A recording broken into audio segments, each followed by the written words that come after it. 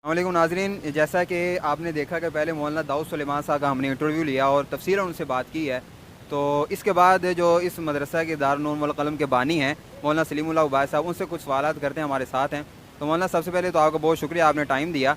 तो सबसे पहले सवाल ये करूँ कि मौलाना, आप इतनी यंग एज के अंदर अभी, ठीक है, मदरसे कायम करते करते ना लोगों को मुद्दतें लग जाती हैं, अरसे दराज लग जाते हैं, और आपने इतनी यंग एज में जो है, पहले आप मुदर्रिस से किसी मदरसे में, तो निकलते साथ ही आपने अपना मदरसा कायम कर लिया है, और मदरसा नहीं, इसकी बेपनाह शाखें आपने कायम कर ली है। कैसे आपके ज़हन में आया और इतना बड़ा सेटअप आपने कैसे कर लिया?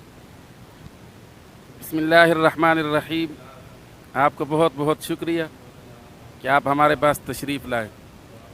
इदारा नून वल क़लम का पस मंज़र ये है कि मोहल्ले के कुछ लोगों की शिकायतें मेरे पास आई कि हमारे शौहर इस किस्म की गलतियाँ करते हैं, या कुछ औरतों की शिकायतें आई कि हमारे भाई इस किस्म की गलतियाँ करते हैं।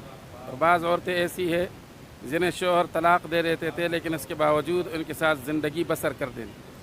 इसी तरह इंतहाई नाज़ेबा हरकतों से मुतअल्लिक़ शिकायतें आई तो मैंने कमर बांध ली और कसम उठाई कि अल्लाह रब्बुल इज़्ज़त के हर नाम पर हम एक मदरसा कायम करेंगे। फिर अल्लाह रब्बुल इज़्ज़त पर भरोसा और तवक्कुल किया और अल्हम्दुलिल्लाह निज़ाम कायम किया। आज हमारे इदारा नून वल क़लम के तहत 34 ब्रांच काम कर रहे हैं।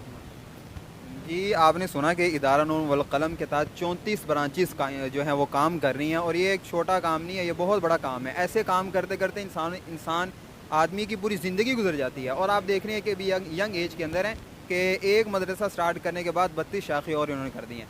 तो एक और सवाल मैं आपसे जो है वो पूछना चाहूँगा। अंदर मैंने मौलाना दाऊद सुलेमान से भी पूछा कि ये जो इलाका है ना, सारा बरेलियों का इलाका है। आपके बारे में मालूम था, मेरे साथ भी एक बरेलियों का एक वाक़या पेश आया, और इस बरेलवी के गढ़ के अंदर मदरसा कायम करने में आपकी क्या मुश्किलात पेश आई हैं?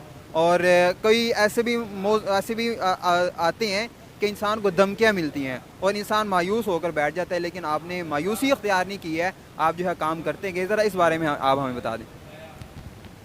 जी बिल्कुल ऐसा ही है। जब इस इलाके में मैंने कदम रखा तो हमारे मदरसे के इश्तिहारात पढ़े जाते थे। हमारे अपने उलमा मुझे यही मशवरा देते थे कि आप मदरसा कायम न करें, इसलिए कि आप कायम करेंगे तो अहले बिदअत आपका मदरसा जड़ों से उखाड़ देंगे। लेकिन मैंने अल्लाह रब्बुल इज़्ज़त पर तवक्कुल किया। इस सिलसिले में उन्होंने बाकायदा तौर पर थानों में भी रिपोर्ट दर्ज करवाए और गोलियाँ तक चलाई और मुख्तलिफ़ किस्म के घटिया किस्म के इल्ज़ामात भी लगाए। लेकिन जब लोगों ने किरदार देखा तो लोगों ने ख़ुद उनको जूते मारे और हमें अपने सरों पर बिठाए। जी माशाल्लाह। अच्छा, एक और सवाल ऐड करना चाहूँगा कि आपने ये सिस्टम शुरू किया है और अभी तक हम मदरसे के अंदर जो है हिफ़्ज़ का है और नाज़िरे का और बनात के जो किताबों का है, कुतुब का है। तो आगे जो है आम तौर पर लोग शुरू करते हैं हिफ़्ज़ से या बनीन की किताबों से, तो आपने बनात की किताबों से शुरू किया, तो आपका आगे कोई माइंड और सोच है कि आप जो है बनीन का भी साथ में जो है वो किताब का सिस्टम शुरू करेंगे? आप ज़रा बता दें इस बारे में। जी बिल्कुल। मदारिस की 3 किस्में होती है। एक को हम मकतब कहते हैं जिसमें जुज़ वक्ती पढ़ाई होती, एक को हम मदरसा कहते हैं जहाँ सिर्फ नाज़िरा और हिफ्ज़ुल कुरान हो, और एक को हम जामिया कहते हैं जहाँ दर्स निज़ामी तक की मुकम्मल क्लासेस होती। अल्हम्दुलिल्लाह पहले मकतब का सिस्टम था, फिर अल्लाह रब्बुल इज़्ज़त ने तरक्की दी, मदरसा बन गया और अब जामिया के नहज तक पहुँचा है। वफ़ाक़ुल मदारिस अल अरबिया पाकिस्तान ने इस साल हमें सहीहुल बुखारी तक तरक्की दे दी और नए साल से इंशाअल्लाहुल अज़ीज़ हम बाकायदा बनीन के लिए भी क्लासेस शुरू करेंगे दर्स निज़ामी। अच्छा मौलाना, एक ज़रा मौजू से हट के मैं आपसे सवाल करने लगा हूँ कि आपने पिछले दिनों एक ऐलान किया और आपके स्टेटस में मैंने देखे कि आपने कहा था कि जो उस्ताद मेरे मदरसे का उस्ताद 1 से ज़ायद शादी करेगा, 2 करेगा, 3 करेगा, तो उसको एक तनख्वाह नहीं बल्कि जितनी शादी करेगा उसको उतनी तनख्वाहें मिलेगी। तो इसकी हकीकत क्या है, ये कितना सच है, ज़रा आप हमें बता दें।